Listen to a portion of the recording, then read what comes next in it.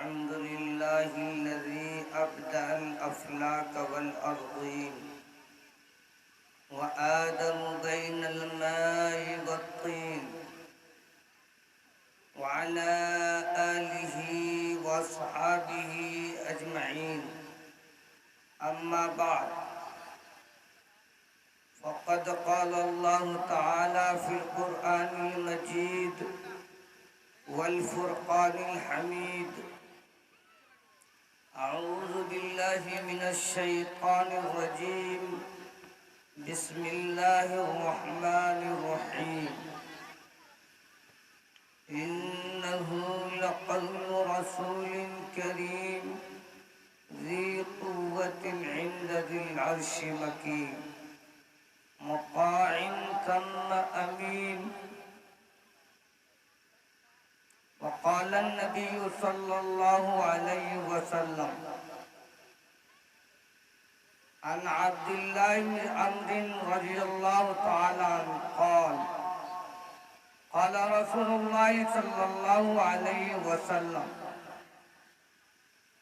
نظر الله امرأ سمع مقالتي فحفظها ووعاها وأداها كما سمع. وعن معاوية رضي الله تعالى عنه أن النبي صلى الله عليه وسلم قال: نهى عن الإغلوطات، او كما قال علیہ الصلاۃ والتسلیم. مد باید گیرد اندر گوش، مد باید گیرد اندر گوش، گر نویست است پند بر دیوار. محترم سامعین کرام، دینی بھائیوں، پردہ نشی خواتین و مستورات حضرات،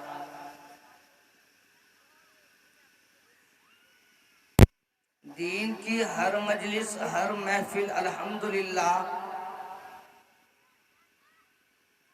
وہ اپنے رب کے ساتھ مربوط ہونے کی بنیاد پر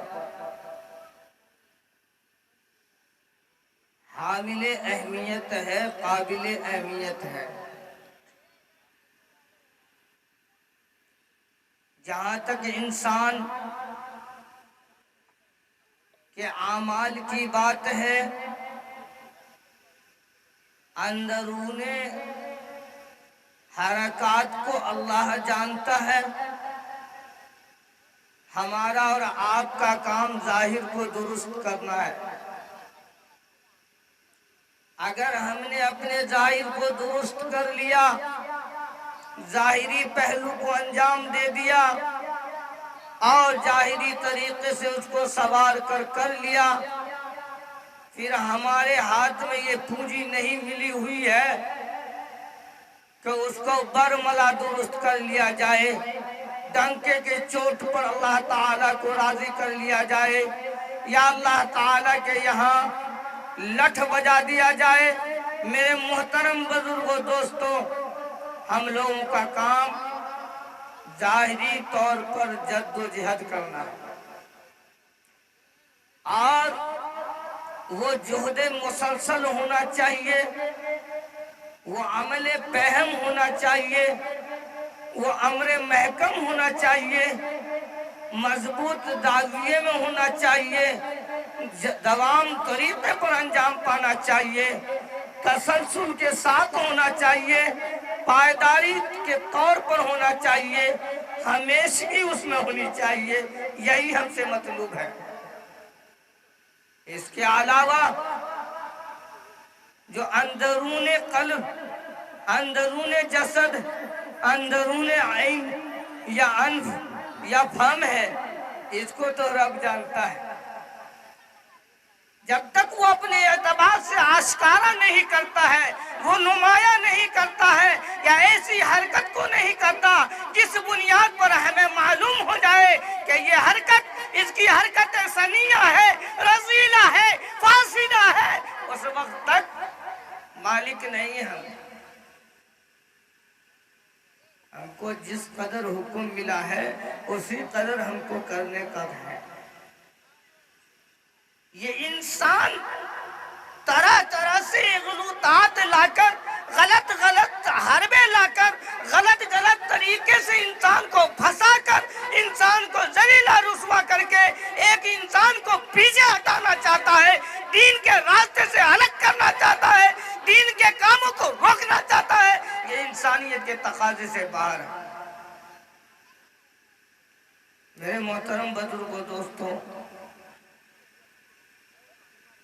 اللہ تعالیٰ نے جن لوگوں کو بھی، خواہ وہ فرشتے کی جماعت ہو، خواہ وہ انبیاء کی جماعت ہو، خواہ وہ تابعین کی جماعت ہو، یا اس کے بعد والے بزرگان دین ہم جیسے ناکارہ کی جماعت ہو،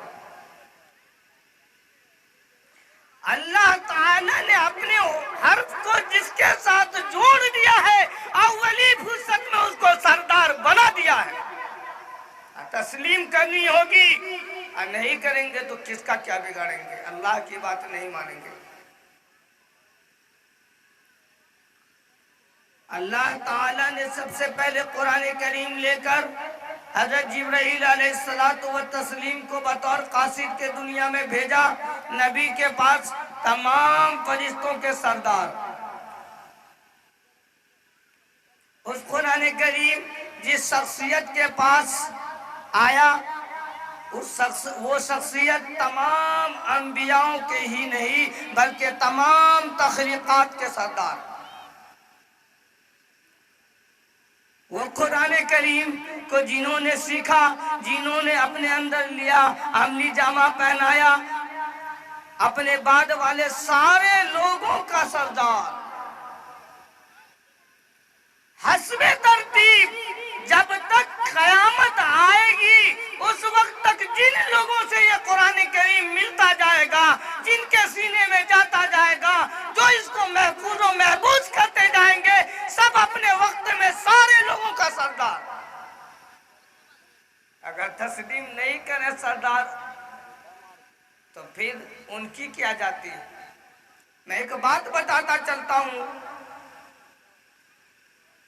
اپنے وقت کے فقیہ الامت گزرے ہیں مفتی عبدالرحیم صاحب لاجپوری رحمت اللہ علیہ۔ آج تو جن کی عمر 10 سال 20 سال زیادہ ہو گئے، انہوں نے سمجھ لیا کہ تو میں آقا ہوں اور یہ غلام ہے، خواہ وہ پڑھا لکھا ہو، چاہے وہ حافظ قرآن و عالم دین و مفتیان وقت ہو، لیکن اس کی پرواہ نہیں، میں بڑا ہوں، میں حکم کروں گا۔ حضرت فرماتے ہیں کہ اگر کوئی آدمی حافظ قرآن ہو جاتا ہے تو اس آدمی کو کسی امر کا حکم نہیں کرنا چاہیے۔ مثال کے طور پر انہوں نے تحریر کی ہے کہ آگ حقہ میں بڑھنے کا حکم نہیں کرنا چاہیے، چونکہ وہ علم کے لحاظ سے اللہ کے قرآن کو محفوظ کرنے کے لحاظ سے وہ بڑا ہے۔ آج ہمارے معاشرے کے اندر سب سے زیادہ آسان حافظ جی فلاں کام کر دو، مولوی صاحب او مولوی صاحب یہ کام کر دیجئے،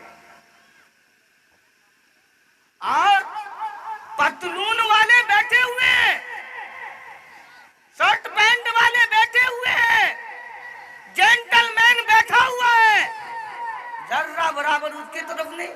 کیوں؟ یہ تو بابو صاحب ہے، کلکٹر صاحب، ڈی ایم، ایس پی، ان کو ہم کیسے کہیں گے؟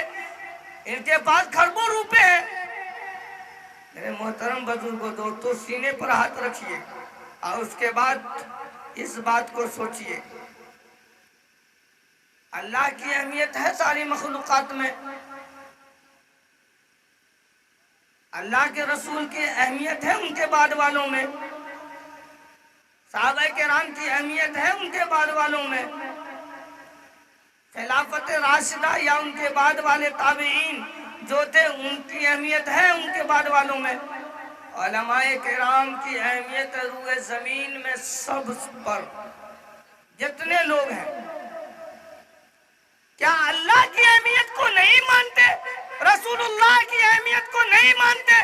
صحابی رسول کی اہمیت کو نہیں مانتے؟ ان کے بعد کی اہمیت کو نہیں مانتے. میں ایک بات بتاتا چلتا ہوں. ایک بات ہے انکار اور ایک بات ہے بغض. انکار کرنے کے بعد انسان اس چیز سے الگ ہو جاتا ہے, کوئی ربط نہیں, لہذا اس کو نقصان پہنچانے کا بھی کوئی ہدف نہیں ہوتا. وہ اپنا ہے, وہ اپنا ہے. لیکن جس آدمی نے اس قوم میں رہ کر, اس جماعت میں رہ کر, اس گاؤں میں رہ کر, اس بستی میں رہ کر, اس علماء میں رہ کر, اس عباد میں رہ کر, ان دینداروں میں رہ کر اور دیندار سے بغض کرتا ہے, وہ انکار سے بڑا جرم ہے. کیوں؟ اس انکار سے بڑا خسارہ ہوگا, اس بغض سے, اس عداوت سے, اس رنجش سے. لہذا اولی فرصت میں اس بغض کی وجہ سے جتنی کمیاں آئے گی, آج جس قدر وہ منکر ہوگا, جس قدر مکفر دین ہوگا, جس قدر وہ دشمن دین ہوگا, یہ بات آیا ہے اور اس سے نقصان پہنچے. یہ ایک مسلمان ہونے کی خاصیت ہے. ہم مسلمان ہوں قرآن کے دشمن, ہم مسلمان ہوں اللہ کے دشمن, ہم مسلمان ہوں رسول اللہ کے دشمن, ہم مسلمان ہوں صحابہ رسول کے دشمن, ہم مسلمان ہوں حفاظ کرام و علماء کرام کے دشمن. پھر کیسے مسلمان ہیں؟ مسلمان کہلانے کے لائق نہیں ہے. لہذا جس طریقے سے اللہ تعالیٰ نے جن جن لوگوں سے قرآن کریم کے حرف کو جوڑا, ان کو سرداری دی, اسی طریقے سے اللہ تعالیٰ نے جن جن لوگوں کے ساتھ قرآن کریم کے حرف کو جوڑا, ان کی حفاظت کی. قرآن کی نہیں حفاظت کی.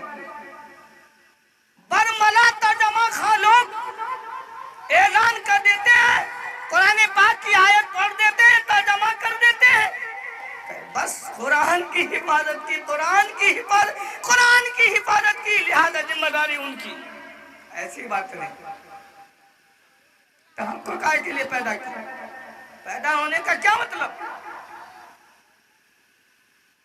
ایسا بھی ہو سکتا تھا وہ رب قادر ہے, وہ رب ہر چیز پر ماہر ہے, ہر چیز کی اندرونی بیرونی ہر چیز اس کے سامنے ظاہر ہے.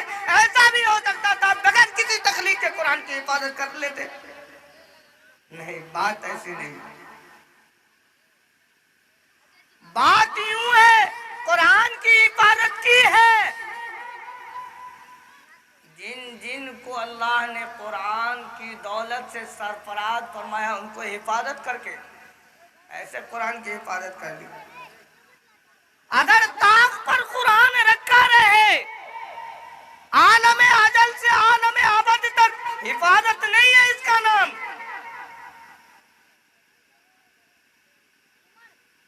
بلکہ قرآن کے اندر اللہ تعالی نے جس طریقے سے الفاظ کی حفاظت کی, کسی طریقے سے دائیں سے بائیں سے اوپر سے نیچے سے کوئی کمی نہیں آ سکتی. اللہ تعالی نے ان کے حرکات کی حفاظت کی کہ جہاں پر حرف کے ساتھ میم ہے تو وہاں کھڑا زبر نہیں.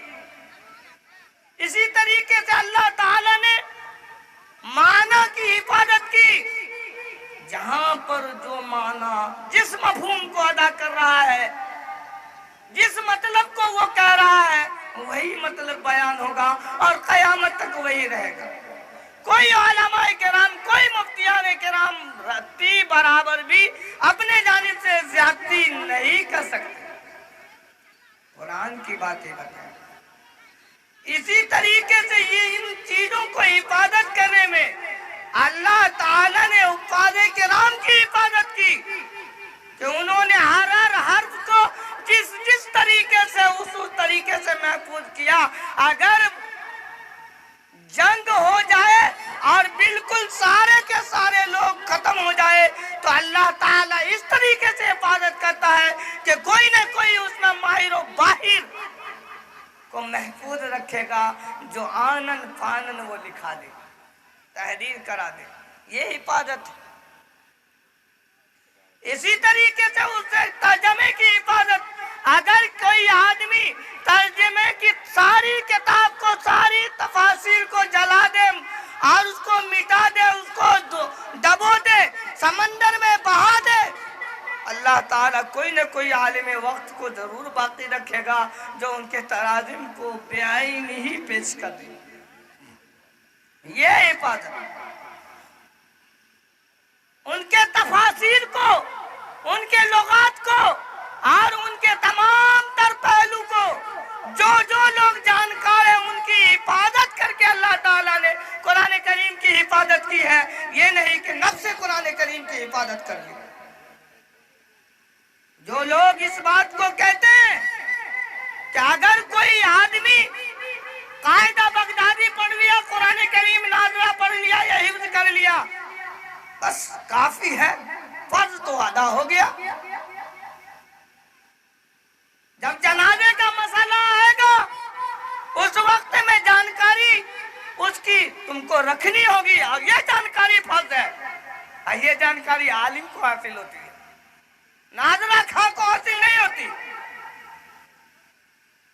इसी तरीके से बेओ शेरा का वक्त आएगा, उस वक्त में जो मसाइल बेओ शेरा के होंगे उसकी जानकारी रखनी होगी, अमल करना आपको, जानकारी रखेगा गैर। लिहाजा जिस आदमी के सामने जो पहलू आए उस पहलू के मुताबिक उसको जानकारी रखनी होगी, और ये फर्ज। तालीम हासिल करते हैं, तालीम देने वाले जो तालीम देते हैं मुकम्मल तरीके से अगर तालीम देने का सलीका, तरीका, जानकारी होगी तब तालीम देगा। नमाज के मसाइल आएंगे, ये नहीं कि फराइज, वाजिबात, सुनन और मुस्ताहबात जान लिया फर्ज अदा हो गया, सिर्फ इतने ही मसले हैं। हर आदमी की जिम्मेदारी जब फर्ज जानने की है तो चंद आदमी इतना जान लिया काफी। छोटे बड़े मसाइल, मुस्ताहबात, मकरूहात, मुफसिदात, जो भी जिस वक्त जिसकी जरूरत पड़ती है वो आना चाहिए।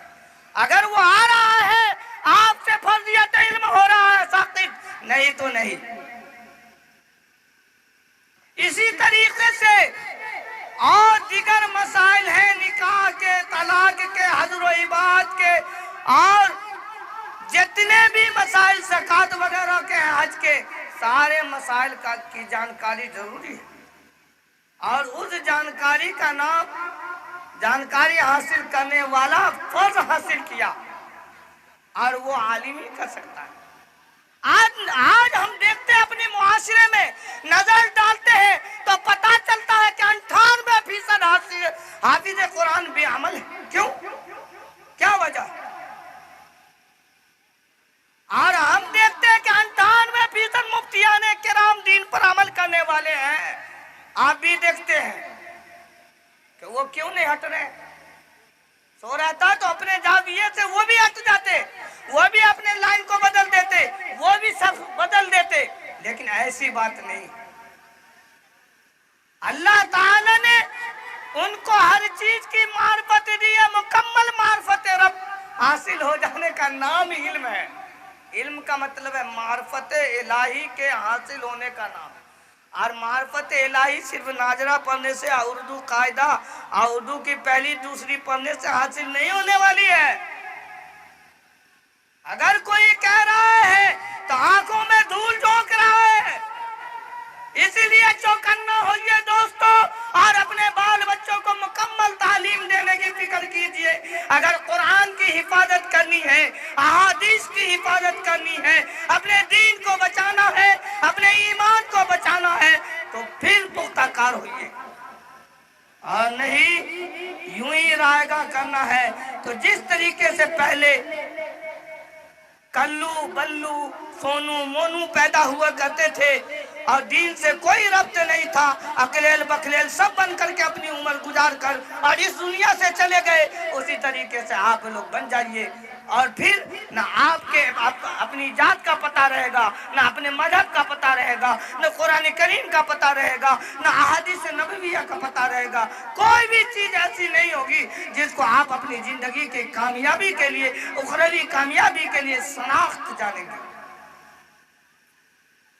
یہ بات صحیح ہے کہ الولد سر لابیہ، کہ والد والدین جس منہج پر اپنی زندگی گزاریں گے وہ صفات ان کے بچوں میں آئیں گی۔ یہی دیکھتے ہیں پوری زندگی ایک شخص جھگڑا کرتا آتا ہے، اس کے انتقال کے بعد اس کا بال بچہ بھی جھگڑا کرتا ہے۔ پوری زندگی ایک شخص بے نمازی بنا ہوا ہے، اس کا بال بچہ اگر انجینئر بھی ہو جائے تو اس کے مرنے کے بعد بے نمازی بنا رہتا ہے۔ پوری زندگی ایک شخص اپنے دین سے، اپنے مذہب سے الفت نہیں رکھتا، انسیت نہیں رکھتا، اس کے انتقال ہونے کے بعد بھی اس کا بچہ دین سے، مذہب سے انسیت نہیں رکھتا، الفت نہیں رکھتا۔ میرے محترم بزرگوں، دوستو، جیسا ماں باپ رہے گا ویسے ہی بال بچے بنیں گے۔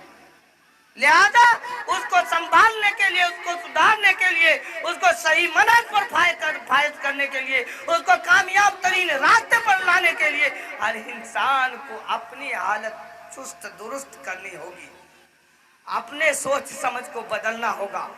ماشاءاللہ میں تقریباً 2010 سے اس گاؤں کو جانتا ہوں اور بہت مرتبہ پروگرام میں آ چکا ہوں۔ میں نے اس گاؤں کی پہلے کی حالت بہت قریبی سے دیکھا،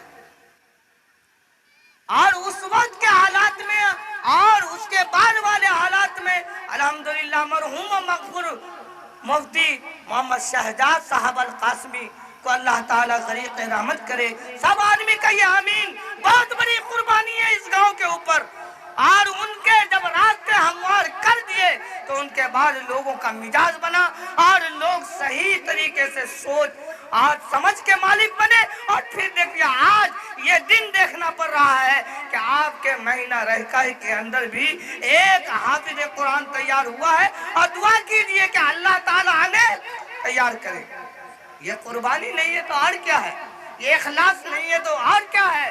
ظاہر بنا دیا بباطن کا مالک اللہ۔ ہمارا جتنا کام ہے، ہم کو جتنی بساط ہے، جتنی قوت اور طاقت ہے، وہ ہم کر جائیں، مالک اللہ۔ اگر کوئی آدمی پوری زندگی نماز پڑھتا ہے، تکلیف میں مبتلا رہتا ہے، دقت میں مبتلا رہتا ہے، پریشانی میں مبتلا رہتا ہے، خود و نفس میں پریشان رہتا ہے، رہنے سہنے میں پریشان رہتا ہے، گھر بار میں پریشان رہتا ہے، وہ کہے گا کہ میری نماز نہیں قبول کرتی، میں نماز چھوڑ دوں؟ کتنا بڑا ناہنجار ہے، کتنا بڑا بے غیرت ہے۔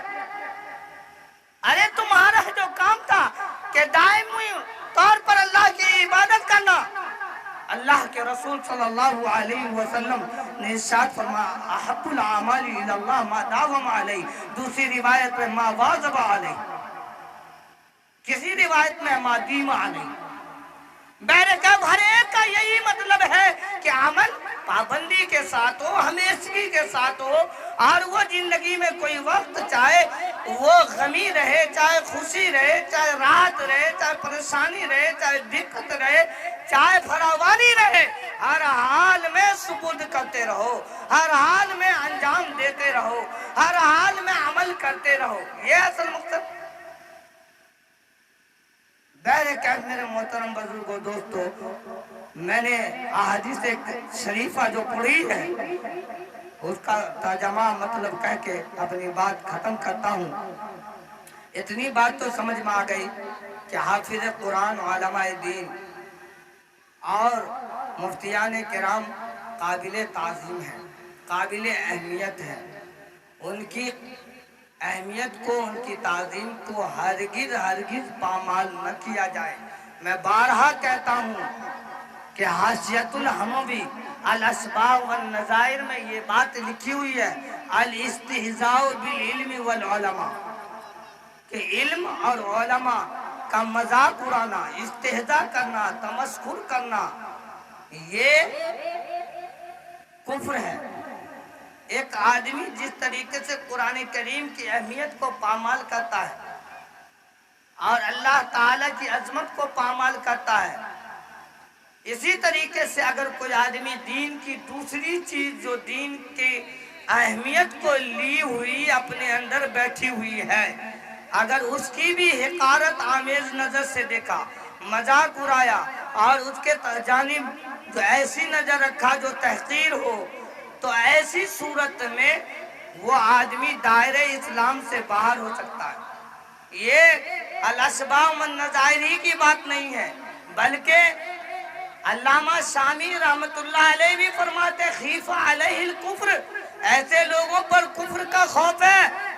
اور آج چوک پر بیٹھی ہے تب مولوی کا تذکرہ، حافظ کا تذکرہ اور مفتی کا تذکرہ، اب آج ہوٹل میں بیٹھی ہے تب ان کا تذکرہ، اگر 4 آدمی بیٹھے ہوئے ہیں راستے سے ان کا گزر ہوا پھر ان کا تذکرہ، اور کوئی بھی تذکرہ میں ایسی بات نہیں ہے کہ ان کی عظمت کو کہا جائے۔ اللہ تعالیٰ نے قرآن کریم میں ارشاد فرمایا ان الذین اجرموا کانوا من الذین آمنوا یضحکون وَإِذَا مَرُّوا بِهِمْ يَتَغَامَزُونَ۔ اصل میں ان آیات کریمہ کے اندر کفار کی ایک صفت بتائی ہے کہ کفار کی اس وقت میں یہ صفت تھی، اور اللہ تعالیٰ نے ان کفار و مشرکین کو مجرم کہہ کر پکارا ہے کہ ایسے لوگ مجرم ہیں جو ایمان والوں کو دیکھ کر اور ٹھٹھے مارتے ہیں، گلچھرے اڑاتے ہیں، استہزاء کرتے ہیں، مذاق کرتے ہیں، تمسخر کرتے ہیں۔ ایسے لوگوں کے بارے میں کیا فرمایا وَإِذَا مَرُّوا بِهِمْ يَتَغَامَزُونَ، جب ان نیک لوگوں کا، ایمان والوں کا، اللہ والوں کا، عالم کا، حفاظ کرام کا گزر ہوتا ہے تو وہ لوگ آنکھوں سے اشارے کرتے ہیں، جن کو ہم اور آپ اپنی زبان میں کہتے ہیں کہ کنکھیوں سے دیکھتے ہیں، اور اس میں یہ ارے پڑھا لکھا تو ہے پھر بھی بھوکا ہے، پڑھا لکھا تو ہے پھر بھی اس طریقے سے پریشان ہے۔ کون کہا تھا قرآن کے علم پڑھنے کو؟ کس نے کہا احادیث کریمہ کو جاننے کو؟ میرے محترم بزرگوں دوستوں، اللہ تعالیٰ نے جس طریقے سے سرداری دی ہے، جس طریقے سے حفاظت کی ہے، اسی طریقے سے اللہ تعالیٰ نے راحت بھی دی ہے۔ اب دیکھ لیں، شروع سے تجربہ کیا جائے، اللہ کے نبی صلی اللہ علیہ وسلم کو راحت، صحابہ کرام کو راحت، جبکہ 3 وقت کھانا نہیں کھاتے تھے، ٹوٹی ہوئی چٹائی پر سوتے تھے، تکلیفیں برداشت کیا کرتے تھے، لیکن اس میں جو راحت تھی، آج ہم مخمل پر سو رہے ہیں، گدوں پر سو رہے ہیں، آج دلہن مسریوں پر سو رہے ہیں، وہ راحت ہم کو نصیب نہیں ہے۔ میرے محترم بزرگوں دوستو، چنانچہ آج عام لوگ بھی 50,000، 1 لاکھ، 1.5 لاکھ روپیہ سعودی کے اندر کماتا ہے، گلف کنٹری میں کماتا ہے، اور بلڈنگ بناتا ہے، اچھے اچھے سامان لاتا ہے، اور گھر پر آتا ہے مولوی جیسا تو میں ہوں نہیں۔ وہ کتنا آرام سے ہے، اس کو اتنے روپے کے اندر چند 6,000 7,000 روپے، زیادہ زیادہ مشکل میں 10,000 روپے میں اتنا آرام، نہ کوئی تکلیف، نہ کوئی دقت، نہ کوئی پریشانی، کھاتا ہے پیتا ہے، نہ کوئی شکوہ، نہ کوئی شکایت، نہ غلا، نہ کسی سے مانگنا، نہ کسی سے قرض لینا، نہ کسی سے ادھار لینا۔ آپ کی طرح جو ہے انہوں نے اپنے پاؤں کو مغرب سے مشرق تک نہیں پھیلایا ہے، اس نے اللہ کے حکم کی تعمیل کی ہے، اور اللہ تعالیٰ کے رسول صلی اللہ علیہ وسلم نے فرمایا اللہ پر بھروسہ کرو، وہ اللہ پر بھروسہ کرتا ہے۔ اللہ کے نبی صلی اللہ علیہ وسلم نے فرمایا اپنی زندگی میں قناعت کرنا سیکھو، وہ قناعت کرنا سیکھا ہے، اور قناعت پسندی سے کام لیتا ہے۔ آپ 10 دن میں لحم مطبوخ 10 کلو کھاتے ہیں، اور 10 دن میں وہ بیچارے ½ کلو کھاتے ہیں۔ کیوں؟ اگر میں نے زیادتی کی تو ہمارا دین کی خدمت کرنا چھوٹ جائے گی، ہم کو دین سے دوری ہو جائے گی، ہم شریعت پر عمل کر نہیں پائیں گے، ہم دیندار نہیں رہ پائیں گے، انہی لوگوں کی طرح عام لوگ ہو جائیں گے، اور پھر ہم کو بھی انہی لوگوں کی وجہ سے دنیا ہائے دنیا پڑے رہیں گے۔ میں ایک بات آپ لوگوں کو نصیحت کے طور پر بتاتا ہوں اور پھر اپنی بات ختم کرتا ہوں۔ یہ بات تو معلوم ہے کہ حضور اکرم صلی اللہ علیہ وسلم کے وقت میں 3 دن 4 دن تک فاقہ کشی ہوتی تھی۔ ایک مرتبہ کا واقعہ ہے کہ حضرت فاطمہ رضی اللہ تعالی عنہ اور حسنین رضی اللہ تعالی عنہما یہ حضرات فاقہ کشی میں تھے، 4 دن گزر گئے تھے۔ یہاں تو اگر 15 گھنٹہ کا روزہ ہو جائے تو 40% مسلمان روزہ نہیں رکھیں گے، تف ہے آپ کی زندگی پر۔ وہ بھی غائب ایمان تھے جنہوں نے 4 دن بھوکا رہ کر اور دین حنیف سے منہ نہیں موڑا، دین حنیف سے پیچھے نہیں ہٹے، جہاد کی ضرورت پڑی جان لگا دی، گردن کٹا دی، لیکن بھوکے رہنے کی حالت میں کھانے کو کچھ نہیں۔ چنانچہ حضرت فاطمہ رضی اللہ تعالی عنہ اپنے والد محترم سرور کونین محمد عربی صلی اللہ علیہ وسلم کے پاس جاتی ہے اور کہتی ہے اللہ کے رسول صلی اللہ علیہ وسلم ہم تو فاقہ کشی برداشت کر لیں گے، یہ ننھے منھے بچے 4 دن سے بھوکے ہیں، آپ کے پاس مال غنیمت کچھ آیا ہو، آپ ان میں سے عنایت کر دیں۔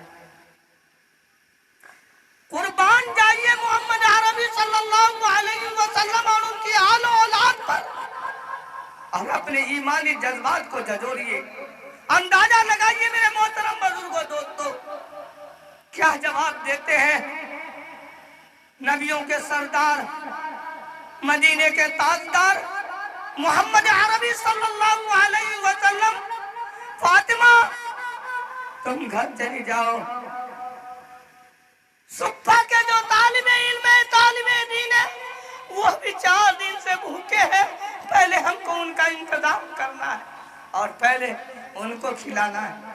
آج بھی ایمانی جذبہ اگر ہم میں پیدا ہو جائے تو یہ مدرسہ تعلیم القرآن ہی نہیں، ہر محلے میں، ہر گھر میں اور ہر جگہ اس جیسے کتنے مدرسے قائم ہو جائیں گے، اور اپنے اگر 4 بچے کھاتے ہیں گھر کے اندر آسودہ ہو کر، تو ہم اپنے جانب سے 2 بچے کو سالانہ کھلائیں گے، کتنے مدرسے قائم ہوں گے، کتنے حفاظ نکلیں گے اور کتنے علماء کرام نکلیں گے۔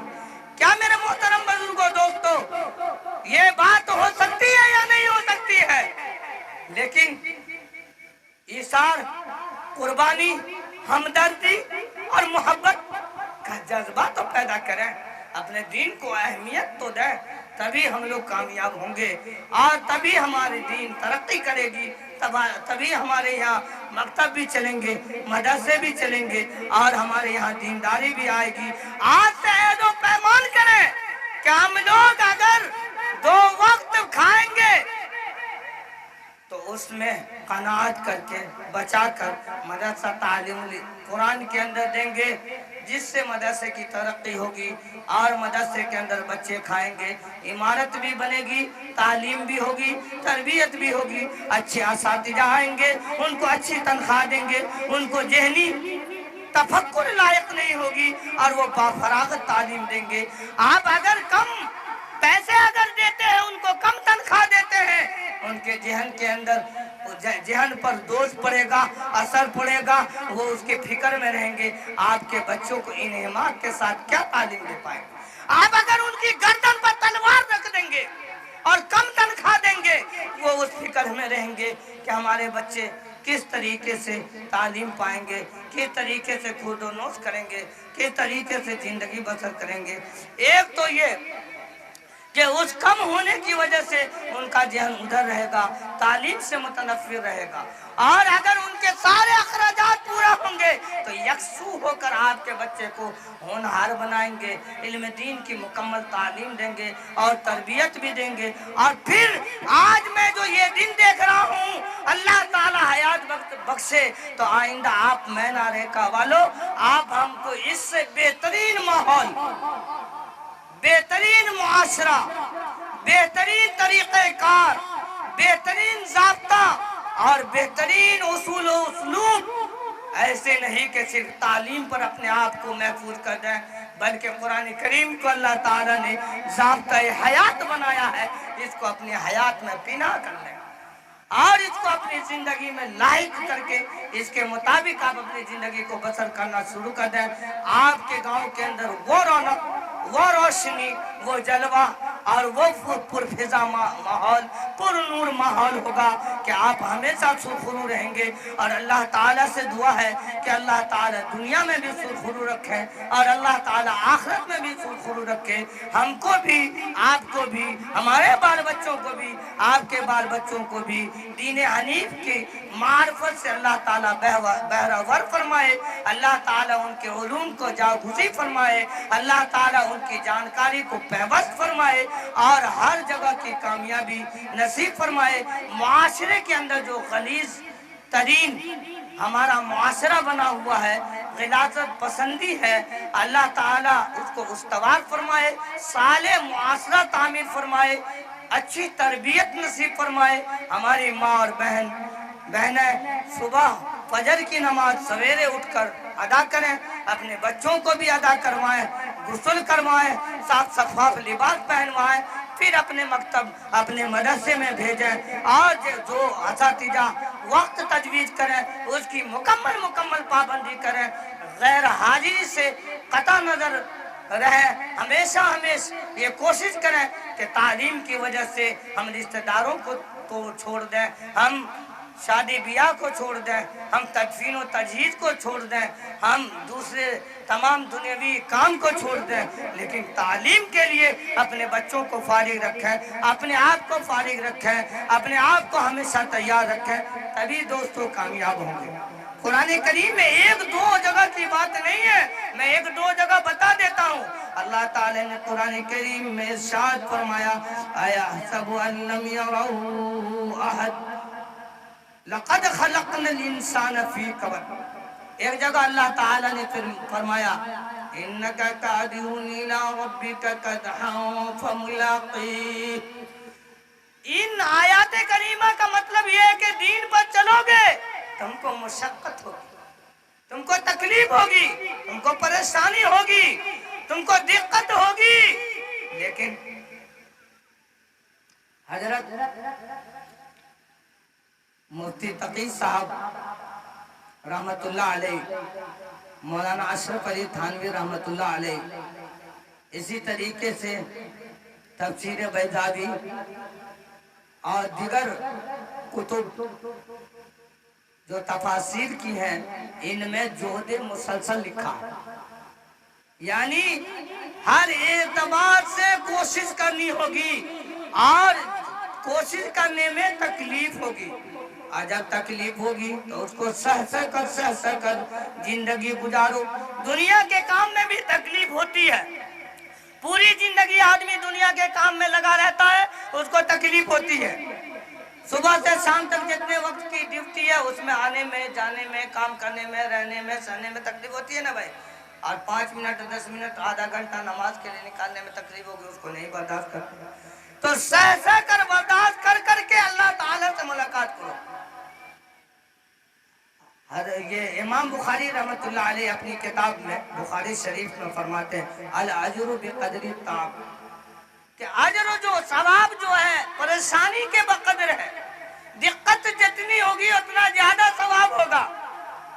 ایک آدمی اے سی میں نماز پڑھتا ہے اور ایک آدمی کڑاکے کی گرمی اور دھوپ میں نماز پڑھتا ہے، دونوں کی مشقت یکساں نہیں ہے، جس کی مشقت بڑی ہوئی ہے اس کو زیادہ ثواب ملے گا، اس کو زیادہ اجر ملے گا۔ ایک آدمی بارش ہوئی تو بھیگتا ہوا، کیچڑ کو طے کرتا ہوا، ظلمت کو برداشت کرتا ہوا اندھیرا میں مسجد جا رہا ہے، ایک آدمی آرام سے ٹھاٹ سے اپنے گھر میں کہتا اللہ اکبر، سب سے بچنے کے لیے۔ جو مشقت اس نے برداشت کی ہے اس کو اس کو زیادہ اجر ملے گا، گھر میں بیٹھنے والے کو کم اجر ملے گا۔ میرے محترم بزرگوں، دوستوں، ہم تو زندگی میں مشقت برداشت کرنے کے لیے پیدا ہوئے، اور نمونہ موجود ہے صحابہ کرام سے لے کر اب تک، جنہوں نے دین کو مانا، دین پر عمل کیا، اس کے گھر ویران رہے، اس کے در ویران رہے، اس کے ہر کچھ، وہ چٹائی پر، وہ تکلیف دہ چیز پر اس کو زمین فراہم نہیں رہی، اس کو کوئی چیز نہیں رہی جس سے وہ آرام حاصل کرے۔ اگر وہ چیز نہیں ہے تو ہم کو اتنا زیادہ قلق کیوں ہو رہا ہے؟ یہی جو نہیں رہنے کا تو ہم کو ثواب ملے گا، اسی کا تو بدلہ ملے گا۔ آج سے سبھی حضرات اس بات کا پختہ ارادہ کیجئے اور تہیہ کیجئے کہ ہر ممکن قوت اور وسعت ہم اپنے مدرسہ کے لیے، تعلیم القرآن کے لیے صرف کر دیں گے۔ کسی قسم کا عناد نہیں، کسی قسم کی دشمنی نہیں، کسی قسم کی رنجش نہیں، کسی قسم کی عداوت نہیں، کسی قسم کی ہم رخنہ نہیں ڈالیں گے اپنے الفاظ سے، اپنے طرز عمل سے، اپنی طلب سے۔ بہرکیف میرے محترم بزرگوں، دوستوں، اللہ تعالی ہم لوگوں کے قلوب کے اندر پیوست فرمائے، ہم لوگوں کو ایمانی جذبات نصیب فرمائے، اللہ تعالی ہم لوگوں کے قلوب کو نرم فرمائے، ہم لوگوں کو دین پر عمل کرنا آسان فرمائے، ہماری ماں اور بہنوں کو اپنے کام کے اندر پختگی نصیب فرمائے اور دین کے اندر پختہ کار نصیب فرمائے، ہم لوگوں کو مکمل دائی بنائے اور شہدائی و فدائی بنائے۔ وما علینا الا البلاغ۔ اب آپ حضرات کے سامنے انعامات کی تقسیم ہوگی، پھر اس کے بعد انشاءاللہ دعا ہوگی۔ آپ سبھی لوگ اتنی دیر اگر قربانی دیے ہیں، اپنی آنکھوں کو نیند کے خمار سے آزاد کیے ہیں، تو چند لمحہ اور برداشت کیجئے اور بیٹھیے، انشاءاللہ بس انعامات تقسیم کے بعد فوراً دعا ہو جائے گی اور آپ کا یہ پروگرام اختتام پذیر ہو جائے گا۔